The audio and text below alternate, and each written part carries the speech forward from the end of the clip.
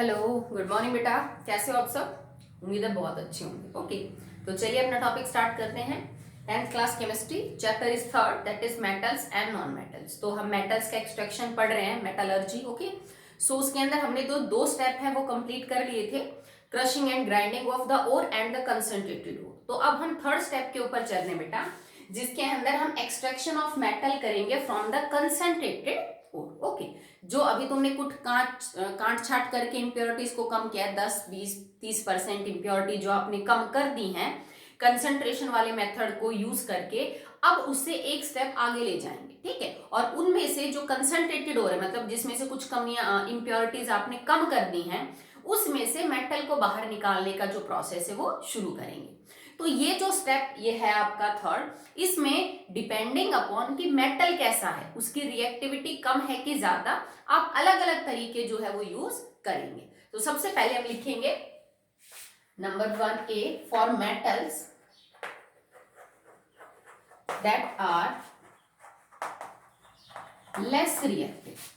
ठीक है, अगर आपके पास कोई लेस रिएक्टिव मेटल है, लाइक कॉपर है, गोल्ड है, मरकरी है, सिल्वर है, इस टाइप का कोई लेस रिएक्टिव मेटल है और आपने उसको जो है वो कंसंट्रेशन वाले मेथड से आप उसको गुजार चुके हो, तो उससे अगला स्टेप क्या होगा, आप उसमें से मेटल जो है वो कैसे बाहर निकाल सकते हो। ठीक है, तो इनके लिए अगर आपके पास कोई लेस रिएक्टिव मेटल है, जैसे देखो अगर नोबल स्टेट में है तो कोई दिक्कत ही नहीं। ठीक है, अगर वो और की फॉर्म में मिल रहा है तो जो लेसर रिएक्टिव मेटल्स हैं इनकी ओर को अगर आप सीधा गर्म भी करोगे ना तो भी बेटा ये मेटल को अलग कर देते हैं। मतलब कोई बहुत ही स्पेशल तरीका यूज करने की जरूरत आपको नहीं है, आप सिंपली इन मेटल की ओर को हीट करिए और उसको हीट करने पे ही ये क्या करेंगे बेटा, मेटल जो है वो अलग कर देंगे। जैसे कि ये तरीका आप गोल्ड, मरकरी, कॉपर, सिल्वर इनके लिए यूज कर सकते हो। जैसे मान लो मरकरी की आपके पास एक और है,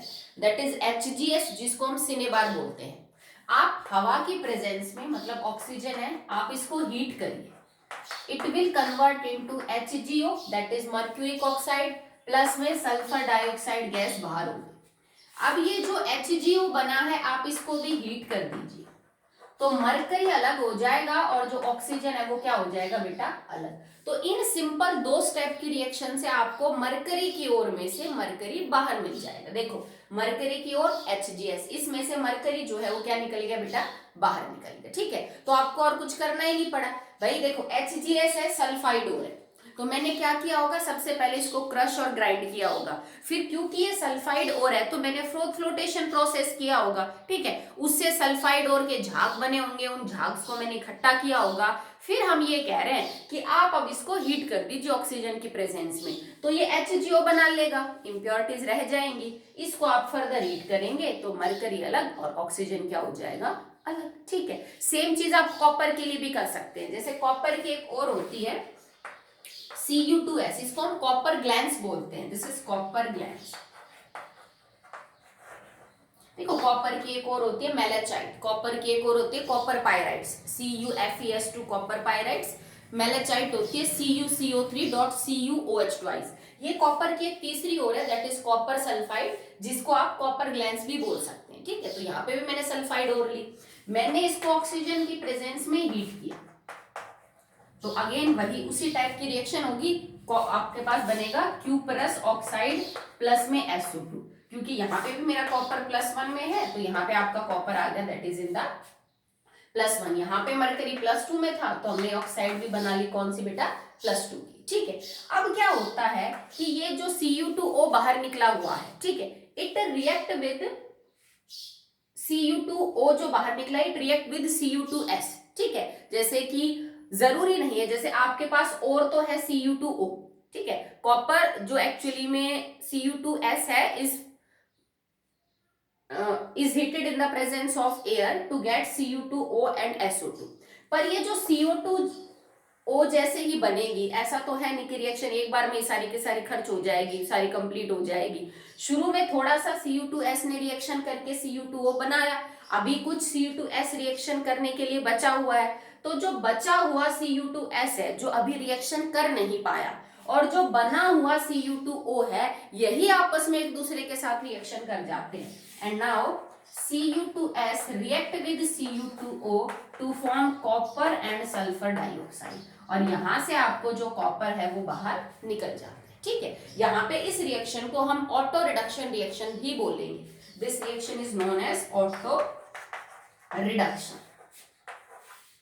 क्यों? क्योंकि आपने कोई बाहर से रिड्यूसिंग एजेंट वगैरह यूज नहीं किया। अगर आप चेक करो तो यहाँ पे जो कॉपर है वो +1 में है, यहाँ पे भी कॉपर +1 में है, पर Cu का मतलब है copper in the zero oxidation state. अब भाई +1 से 0 होने का मतलब गेन ऑफ इलेक्ट्रॉन है। हमने दोनों कंपाउंड में जो कॉपर है उसका रिडक्शन किया है, और एक कॉपर के कंपाउंड का रिडक्शन करने में हमने देखो ये रिएक्टेंट ये प्रोडक्ट ने ही वापस रिएक्टेंट के साथ रिएक्शन कर ली टू फॉर्म कॉपर। तो मतलब एक्चुअली में रिएक्शन ने खुद को ही रिडक्शन, जो रिएक्शन है उसने खुद ही कॉपर के कंपाउंड का रिडक्शन कर दिया। ठीक है, आपको बाहर से कोई भी अदर कंपाउंड यूज नहीं करना पड़ा रिडक्शन के लिए। तो ये जो रिएक्शन है this is an example of auto reduction. ठीक है, ये देखो थोड़ी यूनिक चीज है, अब तक आपने ऐसी कोई रिएक्शन नहीं देखी होगी। Cu2s O2 के साथ रिएक्ट करके Cu2O और SO2 बनाएगा। शुरुआत में जब रिएक्शन होगी तो इसमें से कुछ रिएक्ट कर चुका होगा और कुछ बचा होगा रिएक्ट करने के लिए, कुछ प्रोडक्ट बन चुका होगा। बना हुआ प्रोडक्ट और जो अभी रिएक्टेंट रिएक्शन कर नहीं पाया वो दोनों ही आपस में रिएक्ट करके कॉपर बना देते हैं। तो मतलब तुम्हारे बचे हुए रिएक्टेंट के साथ तुम्हारे प्रोडक्ट ने रिएक्शन कर ली और तुम्हारा कॉपर बाहर निकल गया। दोनों केस में कॉपर +1 है, तो +1 से Cu कन्वर्ट होना सिंपल है बेटा रिडक्शन, और रिडक्शन करने में हमने कोई बाहर का कंपाउंड यूज नहीं किया, रिएक्टेंट और प्रोडक्ट ने खुद का कर लिया। तो this reaction is an example of auto reduction.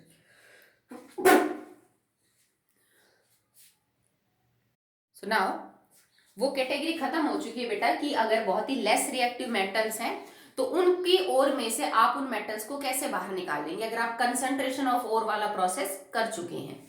अब नेक्स्ट हमारे पास that is B, for metals that are moderate reactive. Moderate reactive का मतलब है जो ठीक ठाक रिएक्टिव है, ना बहुत ज्यादा कम है ना बहुत ज्यादा रिएक्टिव है, जो रिएक्टिविटी सीरीज के बीच के अंदर आ रहे हैं, जैसे जिंक है, आयरन है, लेड है। ठीक है, इस तरह के जो एलिमेंट है जो रिएक्टिविटी सीरीज में बीच में मौजूद है, इवन कॉपर भी। ठीक है, तो उनके लिए आप क्या तरीका अपनाएंगे? तो बेटा ये जो एलिमेंट्स है ना like iron, copper, zinc, lead, ये ओर्स की फॉर्म में जब मिलेंगे या तो ये कार्बोनेट ओर की फॉर्म में मिलेंगे, कार्बोनेट, या ऑक्साइड ओर की फॉर्म में मिलेंगे, या सल्फाइड ओर की फॉर्म में मिलेंगे। ठीक है, अगर ऑलरेडी तुम्हारे पास जो ओर है वो ऑक्साइड कैटेगरी की है, जैसे मान लो तुम्हारे पास Fe2O3 है, तुम्हारे पास Fe3O4 है, तुम्हारे पास ZnO है। ठीक है, अगर तुमने नोटिस किया कि जो मॉडरेट रिएक्टिव मेटल्स हैं इनकी ओर पहले से ही ऑक्साइड है तो आपको ये प्रोसेस करने की जरूरत नहीं, आप इसको स्किप कर दीजिए। ठीक है, अगर तुम्हें लगा कि तुम्हारा जो मेटल है वो या तो सल्फाइड या तो कार्बोनेट की फॉर्म में है, जैसे सल्फाइड में इट कैन बी Fe2S, ठीक है, it can be ZnS, it can be PbS, carbonate की फॉर्म में it can be CuCO3.CuOH twice, it can be ZnCO3। ये सारी और होती है, जिंक की ये और भी है, ये भी है, ये भी है, आयरन की ये भी मिलेगी, कॉपर की आपको ये भी मिल जाएगी, Cu2S, CuFeS2 भी मिल जाएगी, कॉपर की ये भी मिल जाएगी। ठीक है, तो अगर आपकी ओर ऑक्साइड नहीं है तो जो मॉडरेट रिएक्टिव मेटल्स है इनकी जो ओर है या तो वो सल्फाइड मिलेगी या आपको क्या मिलेगी, कार्बोनेट मिलेगी। ठीक है, या तो आपके पास सल्फाइड का ऑप्शन होगा या आपके पास कार्बोनेट का ऑप्शन होगा।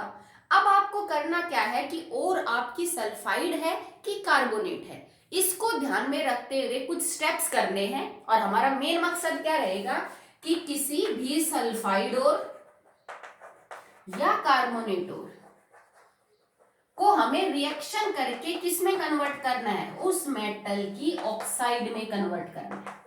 ठीक है, अब इस सेकंड स्टेप में मैंने यही हेडिंग लिखी थी, जब सॉरी थर्ड स्टेप में, अगर क्रशिंग ऑफ ग्राइंडिंग ओर को मैं पहला स्टेप दूं तो थर्ड स्टेप हमारा यही था कि कोई भी रिएक्शन करके मेटल की कोई भी ओर हो, सल्फाइड, कार्बोनेट, हाइड्रोक्साइड, कुछ भी है, ऑक्साइड है तो जरूरत ही नहीं है, उसको मेटल की ऑक्साइड में कन्वर्ट करना है। क्यों करना है? क्योंकि किसी सल्फाइड या कार्बोनेट ओर से मेटल को बाहर निकालना मुश्किल काम है, बजाय के आपने उसकी मेटल की ऑक्साइड ले ली। सल्फाइड और कार्बोनेट ओर से मेटल को बाहर निकालना मुश्किल काम होता है, तो हम आसान तरीका चूज करते हैं।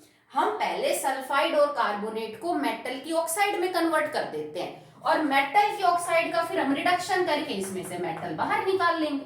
भाई मेटल की ऑक्साइड में मेटल और ऑक्सीजन है, अगर मैं मेटल और ऑक्सीजन के कंपाउंड का रिडक्शन करूं तो reduction is loss of oxygen, metal oxide में से ऑक्सीजन बाहर चला जाएगा और मेटल बच जाएगा।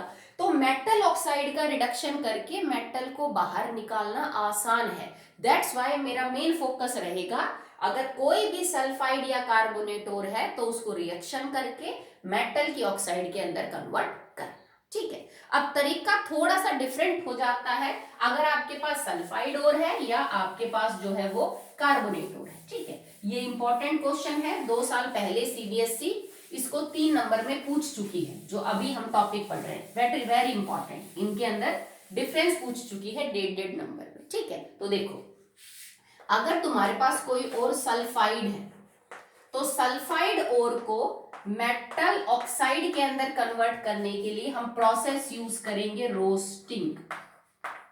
रोस्टिंग इज द प्रोसेस, यही पूछ रखा था सीबीएसई ने, रोस्टिंग और कैल्सिनेशन में क्या डिफरेंस है 3 नंबर में। ठीक है, तो रोस्टिंग में हम क्या करते हैं, किसी भी सल्फाइड ओर को ऑक्सीजन की प्रेजेंस में या हवा की प्रेजेंस में स्ट्रांगली हीट करेंगे बिलो इट्स मेल्टिंग पॉइंट। इस चीज को आप समझिए, roasting is the process of heating a sulphide ore in the presence of oxygen, strongly heating a sulphide ore in the presence of oxygen और air below its melting point. मतलब तुम्हें एक sulphide ओर को इतना गर्म करना है ऑक्सीजन की प्रेजेंस में, पर इतना गर्म करो कि ये मेल्ट ना होने पाए। मान लो इस सल्फाइड ओर का जो मेल्टिंग पॉइंट है वो 2000 केल्विन है, तो 2000 केल्विन से ऊपर टेम्परेचर या 2000 नहीं जाना चाहिए, इससे नीचे नीचे गर्म करो, हमें उसको लिक्विड स्टेट में कन्वर्ट नहीं करना।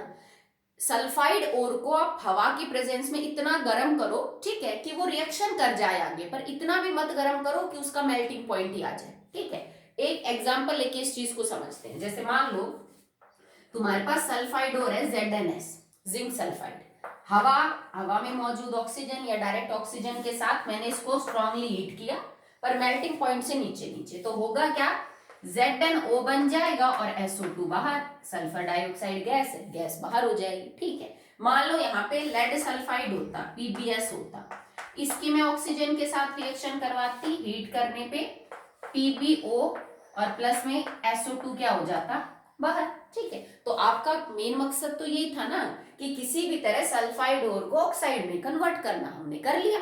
आप हवा की प्रेजेंस में हीट करें, रोस्ट का मतलब ही होता है किसी चीज को भूनना, हवा की प्रेजेंस में, जैसे हम चिकन को या फिर मीट वगैरह को जो भूनते हैं वो। ठीक है, तो सेम चीज है, हवा की प्रेजेंस में स्ट्रांगली हीट किया तो सल्फर डाइऑक्साइड बाहर निकल गई और मेटल की ऑक्साइड आपकी बन गई। ठीक है, this process is known as roasting. Okay, अब इसी जैसा एक दूसरा प्रोसेस है, क्योंकि सल्फाइड ओर के लिए तो हम यूज कर चुके, अब या तो कार्बोनेट में ओर मिल सकती है इन मेटल्स की, तो अगर आपकी जो ओर है वो कार्बोनेट है तो आप क्या करेंगे, so if your ore is carbonate तो इसको भी आप हीट करेंगे strongly below melting point but in the absence of oxygen, in the absence of oxygen. इस चीज को याद रखिएगा। ठीक है, आपको यहाँ पे लिमिटेड सप्लाई भी लिखा मिल सकता है कि रोस्टिंग में हम अच्छे से हवा या ऑक्सीजन की सप्लाई देते हैं, कोई रुकावट नहीं होती।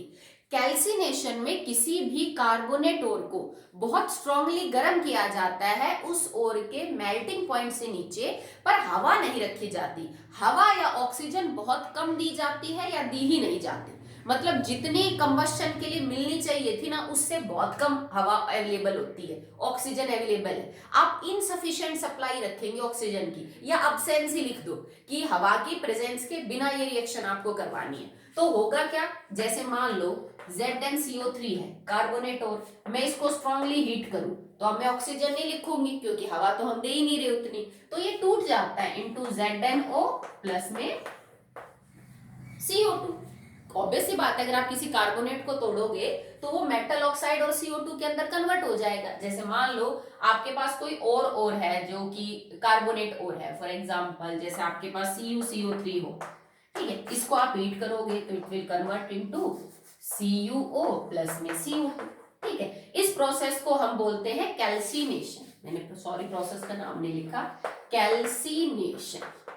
If your ore is sulfide, then roasting is the name of process जिसमें आप सल्फाइड ओर को ऑक्सीजन की प्रेजेंस में स्ट्रांगली हीट करेंगे below the melting point, sulphur dioxide और मेटल की ऑक्साइड बाहर। Calcination is the process in which a carbonate ore is heated strongly in the absence of oxygen below the melting point of the ore। और जब हम किसी carbonate को heat करेंगे तो आपके पास डायरेक्ट मेटल की ऑक्साइड और कार्बन डाइऑक्साइड गैस क्या है बेटा, बाहर हो जाएगी।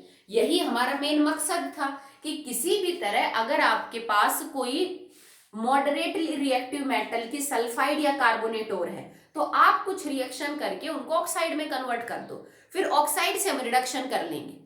अगर लेस रिएक्टिव मेटल होते तो उनके लिए काम आसान है, क्योंकि उनके जो सल्फाइड है ना उनको सीधा गर्म करने पे वो ऑक्साइड बाहर दे देंगे, जैसे कॉपर दे रहा था, जैसे कि मरकरी दे रही थी, क्योंकि वो लेस रिएक्टिव है। ये ठीक ठाक रिएक्टिव है, बहुत कम भी नहीं तो बहुत ज्यादा भी नहीं। तो इनके लिए हमें जो तरीका है बेटा वो क्या यूज करना पड़ेगा, थोड़ा सा डिफरेंट यूज करना पड़ेगा। ओके,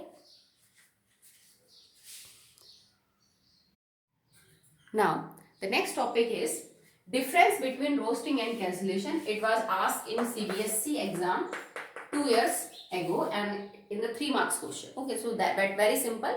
आपको एक टेबल की फॉर्म में आराम से आप इसको 2 पॉइंट भी लिख देंगे तो आपको मार्क्स मिल जाएंगे, ठीक है। देखो, रोस्टिंग एंड कैल्सिनेशन में क्या डिफरेंस है। Roasting is the process of heating a sulphide ore in the presence of oxygen or in the excess of oxygen below the melting point of ore. Calcination is the heating of a carbonate ore in the absence of oxygen or air. As simple as that, ठीक है। ये absence of oxygen में है, ये presence of oxygen में है। दूसरा difference क्या हो जाएगा, it is specially use for carbonate ores, it is specially use for sulphide ore. आप चाहो तो एक रिएक्शन दोनों के लिए एग्जांपल के तौर पे लिख सकते हो। रोस्टिंग वाले कॉलम के अंदर कोई सल्फाइड ओर की रिएक्शन करके दिखा दो, जैसे ZnS है, PbS है, इस तरह से।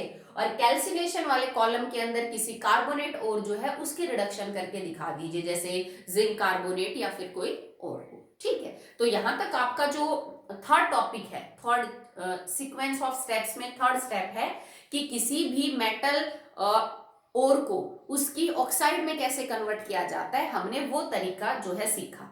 एक चीज आपने नोटिस की होगी कि मैंने 2 टाइप के मेटल्स के बारे में बता दिया कि जो मेटल रिएक्टिविटी सीरीज में बहुत नीचे हैं उनके लिए क्या तरीका यूज करेंगे, जो बीच में है उनके लिए क्या तरीका यूज करेंगे। मैंने उनके लिए कोई मेथड नहीं बताया इस स्टेप में जो बहुत ज्यादा रिएक्टिव हैं, जैसे सोडियम, पोटेशियम, कैल्शियम, इनके लिए मैंने आपको कोई तरीका नहीं बताया, एल्यूमिनियम, क्योंकि बेटा उनके लिए ये मेथड अप्लाई नहीं होता। वो इतने ज्यादा रिएक्टिव होते हैं कि वो ऑक्साइड वगैरह के फॉर्म से आप उनको आगे मेटल में कन्वर्ट नहीं कर सकते।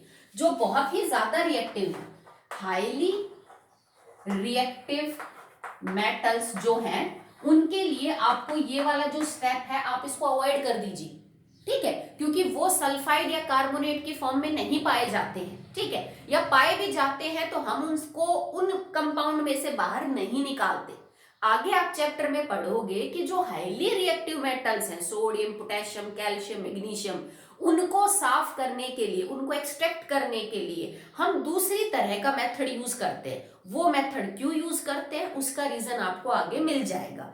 तो इस कैटेगरी में मैंने हाईली रिएक्टिव मेटल्स का कुछ नहीं बताया, क्योंकि वो इस तरीके से साफ नहीं किए जाते हैं, उनका मेथड अलग होता है साफ करने का, क्योंकि वो बहुत ज्यादा रिएक्टिव है, ठीक है। उनके लिए हर मेटल बेटा अपने आप में यूनिक है, सबके लिए कॉमन मेथड आप यूज नहीं कर सकते। एक और चीज ध्यान रखना, मैंने रोस्टिंग और कैल्सिनेशन में बोला बिलो द मेल्टिंग पॉइंट। आपको इतना हीट नहीं करना ओर को कि जो पाउडर्ड ओर है वो लिक्विड में कन्वर्ट हो जाए, क्योंकि अगर वो लिक्विड में कन्वर्ट हो गई तो उसमें मौजूद इंप्योरिटी सॉल्युबल हो सकती हैं, ठीक है, आपको पिघलाना नहीं और को, क्योंकि पिघलते वो लिक्विड स्टेट में आएगा और लिक्विड स्टेट में इम्प्योरिटीज गेट्स मोर सॉल्युबल, तो हमें उस चीज को अवॉइड करना है। तो उतना ही गर्म करो, अच्छा खासा गर्म करो, पर मेल्ट मत होने दो, ठीक है। So that will be all for today's. कल हम फोर्थ पॉइंट को डिस्कस करेंगे, जिसमें इस थर्ड स्टेप से निकली हुई जो भी मेटल की ऑक्साइड है अभी हमारे पास, जैसे रोस्टिंग से मैंने ZnO बनाया, कैल्सिनेशन से मैंने किया, अब इन मेटल ऑक्साइड को मेटल में कन्वर्ट करेंगे, okay, in the fourth step that will be discussed tomorrow. Okay बेटा।